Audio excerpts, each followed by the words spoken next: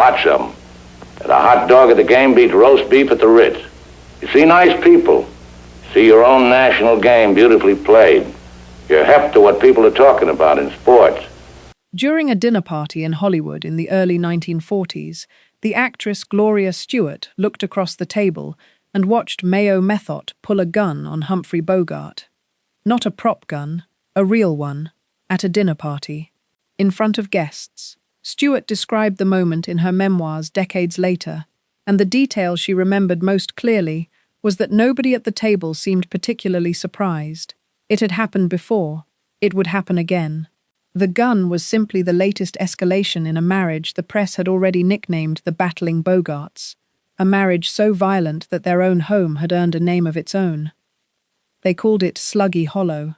Sluggy was Bogart's pet name for Mayo, which came from her habit of hitting him. He thought it was funny. He named his yacht after it, and the house they shared in the Hollywood Hills became a battlefield so notorious that their friend, the screenwriter Julius Epstein, described the Bogart Methot marriage as the sequel to the Civil War. She stabbed him in the shoulder during a fight. He ripped her dress off her body during another. She set their house on fire. He needled her until she broke. She threw plants, crockery, bottles, and anything within reach at his head. He came back for more. A journalist called Bogart mid-conversation once and heard a crash in the background. "My wife just missed me with an ashtray," Bogart said, and kept talking. Both of them were drunk for most of it. That is the thing that makes this story more than a tabloid curiosity. This was not a marriage that happened to have some rough nights. This was two alcoholics locked inside a house together for 7 years, each of them brilliant and charming when sober, and genuinely dangerous when they were not, and they were almost never sober. And the man at the center of it, the toughest guy in Hollywood, the man who played killers and detectives and lonely heroes who could take a punch and keep walking, was not a tough guy at all. He was the son of a surgeon and a magazine illustrator from the Upper West Side of Manhattan. He had been expelled from prep school. He had a scar on his lip from a prisoner's handcuffs in the Navy, and he had married 4 times because every time a woman got close enough to see the real Humphrey Bogart, he flinched. The Mayo Methot marriage was the worst of the 4, and it was the one that almost killed both of them. It ended only because a 19-year-old girl walked onto a Warner Brothers soundstage in 1944, looked at a 44-year-old married man, and said the most famous line in the history of American flirting. "You know how to whistle, don't you, Steve? You just put your lips together and blow." Her name was Lauren Bacall. She saved Humphrey Bogart's life, and the woman he left behind, Mayo Methot, went home to Oregon and drank herself to death at 47. This is the story of the marriage that turned violent behind closed doors, the woman it destroyed, and the woman who replaced her just in time. If you're enjoying this story so far, don't forget to hit the like button and subscribe. Drop a comment telling me where in the world you're watching from. I love hearing from you. Humphrey Bogart was not supposed to be a tough guy. He was supposed to be a doctor. He was born on Christmas Day, 1899, on the Upper West Side of Manhattan, into exactly the kind of New York family that produced doctors and lawyers and men who wore good suits to the club on Saturdays. His father, Belmont DeForest Bogart, was a prominent heart surgeon. His mother, Maud Humphrey, was a nationally known commercial illustrator and watercolorist who had studied under Whistler in Paris, and who, in one of those details that becomes ironic later, used her baby son as a model for her illustrations. The cherubic face that appeared in advertisements and on baby food packaging in 1900 belonged to the same person who would, 4 decades later, become the most menacing leading man in American cinema. Baby Humphrey was, quite literally, a pin-up baby. The family had a brownstone on 103rd Street and a 55-acre estate on Canandaigua Lake in upstate New York. They were comfortable, they were respectable, and they were, behind the good address and the good schools, emotionally cold in the way that certain upper-class American families of that era were cold. Maud was a workaholic who poured herself into her illustrations and had little warmth left over for her children. She was, in Bogart's own later description, a distant and unaffectionate mother, the kind of woman who showed love through achievement and expectation rather than through tenderness or physical affection. His father was gentler but weaker, and as Humphrey grew into adolescence, Belmont began a slow decline into morphine addiction and financial ruin that would consume the last years of his life. The surgeon who was supposed to provide the family's anchor was, by the time his son was a young man, a drug addict in debt. Between the cold mother and the crumbling father, Humphrey Bogart grew up in exactly the kind of household that produces a man who is good at performing toughness and terrible at receiving love. He learned early that showing vulnerability was not rewarded in his family, that warmth was not on offer, and that the safest position in any room was the one where nobody could get close enough to hurt you. He would spend the rest of his life occupying that position, on screen and off. The family plan was Yale. Humphrey was sent to Trinity School in New York, then to Phillips Academy in Andover, Massachusetts, the prestigious prep school his father had attended. He was expected to graduate, go to Yale, become a surgeon, carry the family name forward in the approved manner. He lasted roughly a year. He was expelled for poor grades, smoking, drinking, and possibly an altercation with a faculty member, the details varying depending on which account you read. But the outcome, consistent in all of them, the future of American cinema's toughest star, began with getting thrown out of school. It was 1918, the country was at war, and Humphrey Bogart, 19 years old with no diploma and no plan, enlisted in the United States Navy because it sounded like an adventure and because French girls sounded interesting. The Navy gave him the scar. A prisoner he was transporting smashed him across the mouth with handcuffs during an escape attempt, splitting his upper lip and leaving a permanent mark that partially paralyzed the muscles around it. That scar gave Humphrey Bogart the slight lisp, the tight-lipped snarl, and the gravelly asymmetry that would become the most recognizable face in Hollywood. The toughest man on the American screen got his signature look from being hit in the mouth while doing paperwork. He came home from the Navy with no degree, no career, no prospects, and a busted lip. His father was sliding into addiction. His mother was disappointed in him. He drifted into the theater because a friend's family was in the business, and because he had nothing better to do, and because performing for strangers turned out to be considerably easier than performing for his mother. He was not a natural. The early reviews called him wooden. He spent most of the 1920s doing forgettable stage work in New York, learning how to act the hard way, by being bad at it in front of audiences who did not care about his family's address on the Upper West Side. He married his first wife, the actress Helen Menken, in 1926. They divorced a year later. He married his second, the actress Mary Phillips, in 1928. That lasted until 1937, killed by the same thing that killed the first. Long separations, competing careers, and a man who blamed his wives for choosing work over him while choosing work over them himself. By the mid-1930s, he was in Hollywood, under contract to Warner Brothers, playing gangsters and heavies in pictures nobody remembered. He was almost 40. He had 2 failed marriages behind him. He was a competent but unexceptional supporting player in a studio system that did not know what to do with a man who was neither handsome enough to be a romantic lead nor ugly enough to be a character actor. Then, in 1936, he played Duke Manty in The Petrified Forest, a psychotic killer role that Leslie Howard had personally insisted Bogart get, and something clicked. Warner Brothers began casting him as the heavy in crime pictures. He was, by the late 1930s, a reliable, mid-level Hollywood tough guy. He was also drinking heavily and about to walk into the most destructive relationship of his life. In 1937, on the set of a Warner Brothers crime picture called Marked Woman, he met an actress named Mayo Methot. She was blonde, vivacious, a Broadway veteran with genuine talent. She was also, when she drank, a different person entirely. They were both about to find out how different. Mayo Methot had been somebody before Humphrey Bogart ever knew her name. She was born Mayo Jane Methot on March 3, 1904, in Portland, Oregon. Her father, Captain Jack Methot, was a sea captain, and the seafaring restlessness in the family showed up in his daughter early. By 8 years old, she was on a stage in Portland, performing in a local production of The Awakening of Helena Richie with a local stock company called the Baker Players. The critics in Portland called her Portland's Rosebud. She was a natural, bright and vivacious, and completely at ease in front of an audience, at an age when most children could barely stand still in a classroom. She moved to New York in her teens and built a genuine Broadway career through the 1920s. The Mad Honeymoon, the Song and Dance Mum. She worked steadily, earned good reviews, and was considered a real talent by people who knew talent.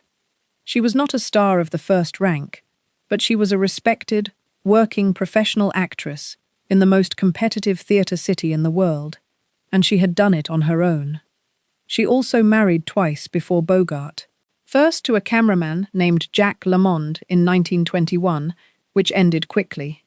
Then to an oil tycoon named Percy Morgan in 1931, which ended in 1937.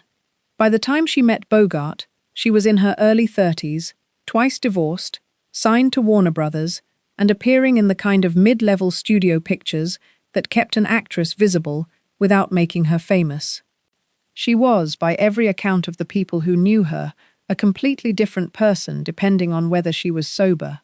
Sober, Mayo Methot was funny, warm, sharp, generous, and good company. She was the woman the Baker Players had called Portland's Rosebud, grown up and still charming.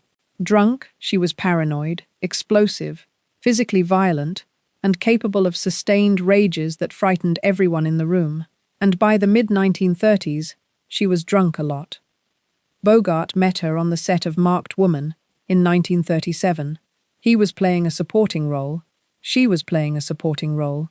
Both of them were mid-career Warner Brothers contract players, both of them drinkers, both of them coming off failed marriages, both of them carrying the particular kind of bruised confidence that people in the middle tier of Hollywood carry, the confidence of knowing you belong in the building, but not being sure you'll ever own it. They started seeing each other immediately. The attraction made a certain kind of sense. Mayo was lively and sharp and could drink alongside him without flinching. Bogart, who had blamed his first 2 divorces on his wives choosing their careers over him, saw in Mayo a woman who was willing to put him first. She had more fire than his previous wives. She fought back. She kept up. And Bogart, the man who had grown up in an emotionally frozen household and spent his adult life provoking people to get a reaction, found in Mayo someone who would always, always react. They married on August 21st, 1938, and the violence started almost immediately. On their honeymoon at the Algonquin Hotel in New York, they got into a fight so destructive that it caused $400 worth of damage to their room. $400 in 1938 money, which would be several thousand today, in broken furniture and smashed fixtures. On their honeymoon, before the marriage was a week old. And here is where it gets important to say something that most tellings of this story get wrong or leave out entirely. The violence in the Bogart Methot marriage was not one-sided. Mayo stabbed him. Mayo threw things at him. Mayo pulled a gun on him. Mayo set the house on fire. All of that is documented and true. But biographers, including Roy Whiting, who wrote the most thorough account of Mayo's life, have been careful to note that Bogart was not simply a victim absorbing punishment. He needled her. He provoked her deliberately. He enjoyed confrontation. He was, on documented occasions, physically violent toward her as well. Gloria Stewart, who witnessed the gun incident at the dinner party, also recalled seeing dark bruises on Mayo's face that had not come from nowhere. This was mutual destruction, fueled by alcohol, enabled by a Hollywood press that treated it as entertainment rather than as what it actually was, and sustained by 2 people who had each, for their own damaged reasons, confused fighting with intimacy. Their home in the Hollywood Hills became Sluggy Hollow, and for the next 7 years, the sequel to the Civil War played out inside it. The inventory of what happened inside Sluggy Hollow reads less like a marriage and more like a police blotter. Mayo stabbed Bogart in the shoulder during a fight. The wound was serious enough to require medical attention, and Warner Brothers' publicity department kept it out of the press because a leading man showing up to set with a stab wound from his wife was not the kind of story the studio wanted told. She threw a plant at his head. She threw crockery. She threw bottles. On at least one occasion they went at each other with heavy glass bottles simultaneously, both of them swinging. She set the house on fire. The fire department came. The press was told it was an accident. Then there was the gun. Gloria Stewart, a respected actress who later became famous as the elderly Rose in Titanic, described the incident decades later. She was at a dinner party at the Bogart home. During the meal, Mayo produced a pistol and pointed it at Humphrey Bogart. Stewart remembered the moment with the specific clarity of someone who had been genuinely frightened. It was not a joke. It was not a prop. It was a real gun, aimed at a real man at a dinner table. And Bogart, characteristically, did not leave. He did not call the police. He did not end the marriage. He stayed, and he kept provoking her, because provoking Mayo was the thing he knew how to do, and being provoked was the thing she knew how to do, and together the two of them had built a machine that ran on mutual destruction, and neither of them knew how to turn it off. A columnist named Earl Wilson called Bogart once and heard a crashing sound in the background during the phone conversation. Bogart said, without particular alarm, that his wife had just missed him with an ashtray. He kept talking. The ashtray was, by that point in the marriage, barely worth mentioning. Bogart himself said things about the marriage that sound, from a distance of 80 years, like a man performing his own denial in real time. He told reporters he liked a jealous wife. He said they got on well because they had no illusions about each other. He said he would not give 2 cents for a dame without a temper. He was constructing, in public, a narrative in which the violence was charming, in which a woman stabbing you and pulling a gun on you was evidence of passion rather than pathology, and the press of the 1940s, which treated celebrity domestic violence as gossip rather than crime, went along with it happily.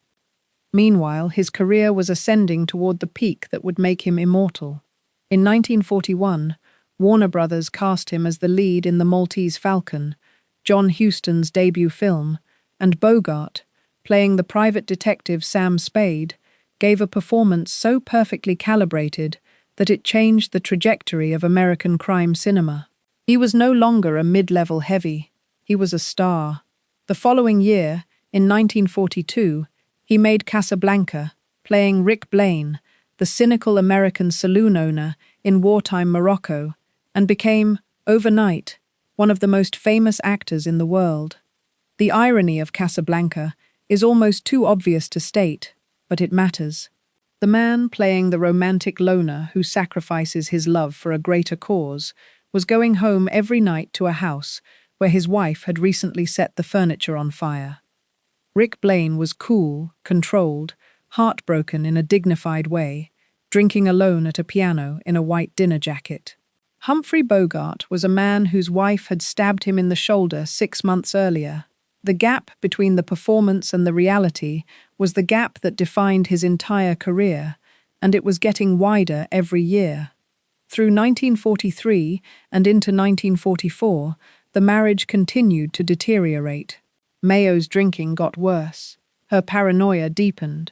She became convinced, with increasing intensity, that Bogart was unfaithful to her, which he had been intermittently, but which by this point had become less the cause of the fights than the excuse for them.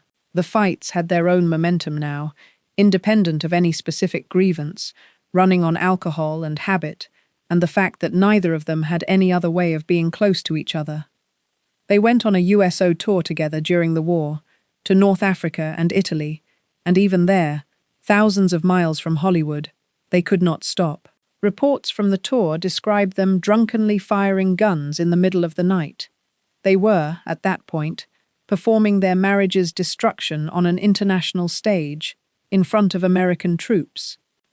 By early 1944, Bogart was 44 years old, one of the biggest stars in the world, and trapped inside a marriage that was going to kill one or both of them if it continued. He did not know how to leave, because leaving required the kind of emotional directness that a man raised by Humphrey Bogart had never been taught. And then, on the set of a film called To Have and Have Not, a 19-year-old model and first-time actress from the Bronx walked in front of the camera, looked at the 44-year-old married man, and everything changed. Her real name was Betty Joan Persky, and she was 19 years old. She had grown up in the Bronx, the daughter of Jewish immigrants, raised by her mother after her father left when she was young. She had modeled, she had studied acting, she had appeared on the cover of Harper's Bazaar at 18, and the director, Howard Hawks' wife, had seen the cover and told her husband to take a look. Hawks brought her to Hollywood, screen-tested her, changed her name to Lauren Bacall, and cast her opposite Humphrey Bogart in a wartime adventure picture called To Have and Have Not. Bogart was 44, Bacall was 19. The age gap was 25 years, which was enormous, and which neither of them seemed to care about for a single moment. What happened between them on that set is one of the most documented romances in Hollywood history, and the documentation all agrees on the central point. It was real. This was not a location fling or a co-star affair of the kind Bogart had had before. This was something that hit him at the foundation of who he was and rearranged everything. Hawks had coached Bacall to lower her chin and look up at Bogart through her eyebrows, a technique designed to keep her head steady and her voice low because she had a tendency to shake with nerves. The result was the most famous look in American cinema, the Bacall look, and it was aimed directly at a married man old enough to be her father. One night during filming, Bogart stopped Bacall at her trailer to say goodnight, and he leaned in and kissed her. That was the beginning. By the end of the shoot, they were in love, openly, in a way that could not be hidden from the crew or the studio, or, eventually, from Mayo. Mayo found out the way spouses always find out in Hollywood, gradually, then all at once. The rumors reached her, the set reports reached her, and Mayo Methot, who had spent 7 years stabbing and shooting at and burning things around Humphrey Bogart, did the thing that years of violence had been building toward. She came completely apart. Her drinking, already catastrophic, got worse. Her paranoia became total. She threatened suicide. She slashed her own wrists, by some accounts more than once. The Warner Brothers publicity department, which had been managing the Battling Bogarts as a colorful press story for years, was now managing a genuine crisis involving a woman in medical and psychological collapse. Bogart, for his part, was frozen. He did not know how to leave. He had never left a marriage cleanly. His first 2 had ended through mutual exhaustion. The marriage to Mayo had been sustained for 7 years, not because it worked, but because he did not have the tools to end it. Leaving required confrontation of the direct, honest, emotionally exposed kind, and Humphrey Bogart had spent his entire life avoiding exactly that kind of confrontation. He could provoke, he could needle, he could absorb punishment. He could not sit across from a woman and say plainly, "I am leaving you." Lauren Bacall forced the issue. She was 19, but she was not passive. She told him, in the terms that young women who know what they want sometimes tell older men who do not know what they need, that he had to choose. And Bogart, for the first time in his adult life, chose. He filed for divorce from Mayo Methot. The proceedings were finalized on May 10, 1945. Less than 2 weeks later, on May 21, 1945, Humphrey Bogart married Lauren Bacall. He was 45, she was 20. The man who had spent 7 years inside Sluggy Hollow walked out of it and into the marriage that would, by every account, save his life. Mayo Methot walked out of it into nothing. If you're hooked on this story, make sure to subscribe and turn on notifications so you never miss an upload. Your support means everything and helps me bring you more emotional stories like this one. What happened to Mayo Methot after the divorce is the part of this story that the Bogart legend does not like to tell. She was 41 years old. She had given up her acting career 2 years into the marriage, at Bogart's insistence, because he had blamed his first 2 divorces on his wives choosing their careers over him. She had stopped working in 1940 and had not made a film since. She had no career to go back to. She had no independent identity left. She had been, for 7 years, Mrs. Humphrey Bogart, the Battling Bogart wife, Sluggy, and now she was none of those things, and the man who had given her all those names had replaced her with a girl half her age. She tried to stay in Los Angeles. It did not work. Hollywood is a small town, and in 1945 the biggest story in that small town was Bogart and Bacall, the great love story, the older tough guy and the young beauty, a romance so powerful that the studio was already marketing it as one of the great pairings of the era. To Have and Have Not was a hit. The Big Sleep was in production. Bogart and Bacall were everywhere, photographed everywhere, adored everywhere. And Mayo, the woman who had been written out of the story, was still in the same town, drinking, alone, watching it happen. She went home to Portland. Her mother, who was still alive, took her in. The woman who had been Portland's rosebud at 8 years old, who had built a Broadway career in the 1920s, who had starred in Hollywood pictures and married one of the most famous men in the world, came home to Oregon and moved back in with her mother. She was broke. She was broken. And she was drinking at a pace that everyone around her understood was going to kill her. There was no intervention. There was no rehab. There was no public concern. In 1940s America, a middle-aged alcoholic woman in Portland, Oregon, was not a cause.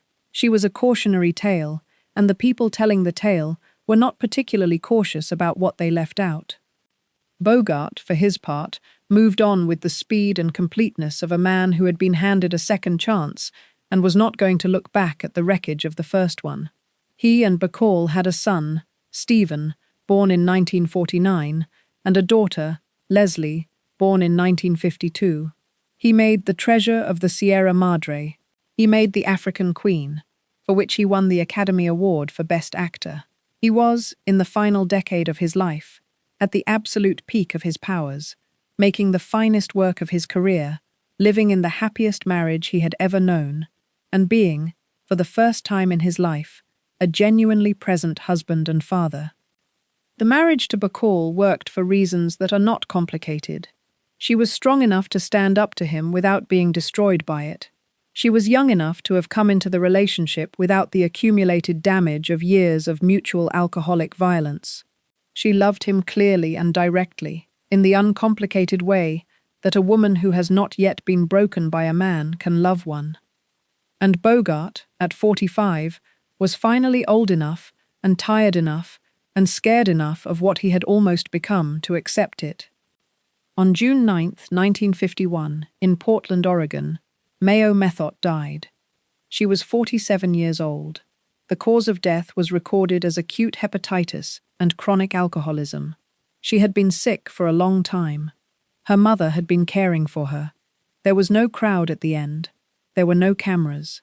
The woman the press had once called Sluggy, the woman who had stabbed Humphrey Bogart and pulled a gun on him and set his house on fire, died in her mother's care in the city where she had been Portland's rosebud, and the obituaries that ran, where they ran at all, identified her as Humphrey Bogart's ex-wife. That was the only identity the world had left for her. She was buried at a cemetery in Portland. Bogart did not attend the funeral. There is no record that he sent anything. He was in Hollywood, married to Lauren Bacall, making movies, raising children, living the life that the Mayo years had very nearly prevented him from having. The marriage to Lauren Bacall lasted 12 years, and they were, by every measure, the best 12 years of Humphrey Bogart's life. That is not a sentimental claim, it is a factual one. Before Bacall, Bogart had been married 3 times, each marriage worse than the last, each one fueled by alcohol and ended by the particular emotional cowardice of a man who could not be honest with the people closest to him. After Bacall, there was nothing, because he died. She was his last marriage and his best one, and the man who had spent 20 years proving he could not be a husband turned out, in the end, to be a very good one, once someone showed him what it actually required. What it required, it turned out, was not the absence of difficulty. Bogart was still Bogart. He still drank, he still had a temper. He was still capable of being cutting and cold and difficult in the way that men who grew up in emotionally frozen households are difficult. But Bacall was not Mayo. She did not meet his provocations with violence. She met them with a steadiness that absorbed the blow without returning it. And Bogart, who had spent 7 years inside a marriage where every provocation was matched and escalated, found himself, for the first time, in a relationship that did not reward his worst instincts.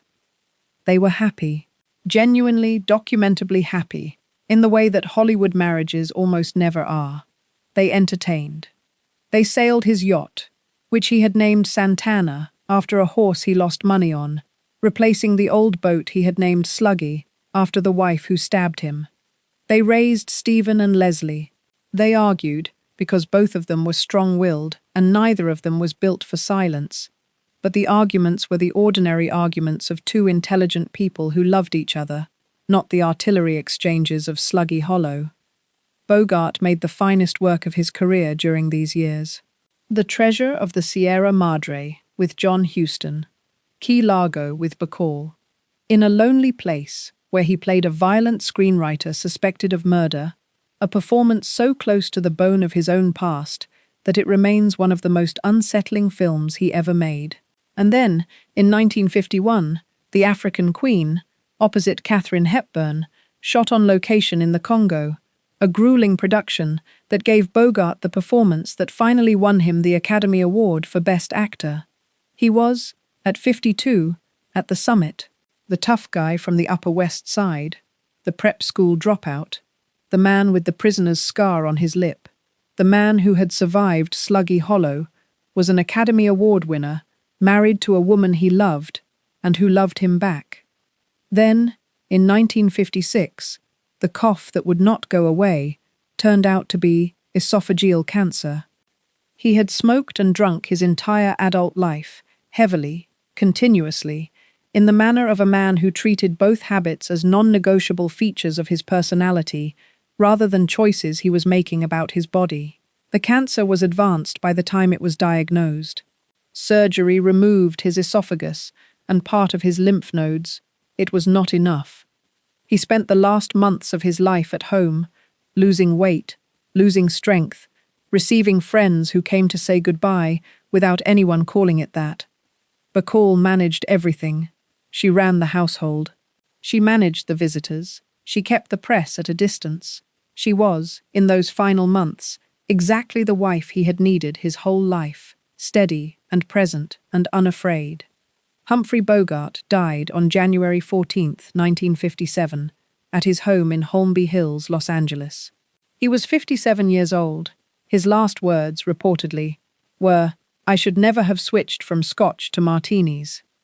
It was, even at the end, a performance, a tough guy line from a man who had spent his whole life performing toughness to cover the softness underneath. The Upper West Side boy who had been too cold to be loved by his mother, too restless to be held by his first 3 wives, too drunk and too frightened to leave the woman who stabbed him, had finally found, at 45, the person he could stop performing for. He had 12 years with her. It was not enough.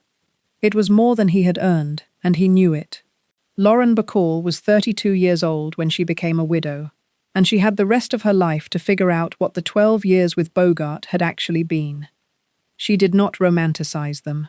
That was the thing about Bacall that set her apart from the other women in Bogart's life, and from most of the women in Hollywood's mythology. She spoke about him honestly. She said he had been difficult. She said the age gap had been real and had mattered. She said the drinking had been a problem that never fully went away. She did not pretend, at any point in the decades after his death, that the marriage had been a fairy tale. She said it had been a real marriage between 2 real people, and that the reality of it had been better than any fairy tale because it had been true. She remarried once, to the actor Jason Robards, in 1961. That marriage lasted 8 years and ended in divorce, partly because Robards was, like Bogart, an alcoholic, and Bacall had already lived that life once and was not going to live it again. She never married a 3rd time. She acted steadily for the rest of her career. won 2 Tony Awards on Broadway, was nominated for 2 Academy Awards, and became, by the last decades of her life, one of the most respected women in American entertainment. She died on August 12, 2014, in Manhattan, at the age of 89. She had outlived Bogart by 57 years. And Mayo Methot, who had died in Portland in 1951, had been in the ground for 63 years by then, remembered, when she was remembered at all, as the crazy wife who stabbed Humphrey Bogart. That reduction is the final cruelty of her story. Mayo Methot was not a footnote. She was a Broadway actress with a real career. She was Portland's Rosebud. She was a woman who had been funny and warm and talented when she was sober, and who had married a man who matched her drink for drink and provocation for provocation, and who had been discarded when a younger woman arrived, and the old marriage became inconvenient. The violence was real. The stabbing was real. The gun was real. The fire was real. But the violence was also mutual. And the drinking was also mutual. And the destruction was also mutual. And the only reason the story gets told as the crazy wife who attacked the tough guy is that the tough guy survived to become a legend, and the crazy wife drank herself to death in her mother's house at 47. Roy Whiting, who wrote the most thorough book on Mayo's life, uncovered documents suggesting that Bogart hit her too. Bruises on her face, witnessed by their friends, a dress ripped from her body. The violence that the Bogart legend assigns entirely to Mayo was, by the evidence, a shared enterprise. 2 drunks in a house, tearing each other apart, and the one who lived longer got to write the version that stuck. Look at the whole shape of it. A boy on the Upper West Side, raised by a cold illustrator mother and a surgeon father who ended up addicted to morphine, expelled from prep school, scarred by a prisoner's handcuffs, drifting into Hollywood because he had nowhere else to go. A man who married 4 times because he could not tolerate the emotional exposure that staying required, and who provoked the women in his life because provoking them was easier than being vulnerable with them. 3 marriages that ended in exhaustion or violence. A 4th that ended only because he died. Helen Mencken lasted a year. Mary Phillips lasted 9. Mayo Methot lasted 7, and nearly killed both of them. Lauren Bacall lasted 12, and saved him. The pattern is clear only in retrospect. Each marriage got closer to something that worked, and the cost of getting closer was borne almost entirely by the women he left behind. Helen rebuilt quietly. Mary rebuilt quietly. Mayo did not rebuild at all. She was the one the pattern consumed, the wife who matched his dysfunction drink for drink and blow for blow, the woman who loved him in the only language he understood at the time, which was the language of violence, and who was discarded the moment he learned, through a 19-year-old's steady gaze, that there might be another language available. Humphrey Bogart is remembered as the toughest man in the history of American cinema. The scar, the lisp, the trench coat, the cigarette, the bar in Casablanca, the private eye, the man who kept walking. What almost nobody remembers is that the toughest man in Hollywood spent 7 years inside a marriage where his wife stabbed him and he stayed, where she pulled a gun on him and he stayed, where she set his house on fire and he stayed. Not because he was brave, because he did not know how to leave, because leaving required a kind of honesty the Upper West Side had never taught him, and the only person who ever taught it to him was a girl from the Bronx who was 25 years younger than he was, and who refused, from the first day she met him, to let him hide. The tough guy was not tough. The tough guy was a man who had never learned how to be soft, and who mistook the inability for strength, and who spent 4 marriages and 57 years figuring out the difference. Mayo Methot paid the highest price for his education. She always does. In these stories, it is always the woman he leaves behind who pays the most, and it is always the woman who comes after who gets the version of him that the first one broke herself trying to build. Portland's Rosebud died at 47. The legend of Humphrey Bogart lived forever. That is the story behind the toughest face in Hollywood, and the marriage that made it and almost broke it, and the woman who did not survive it.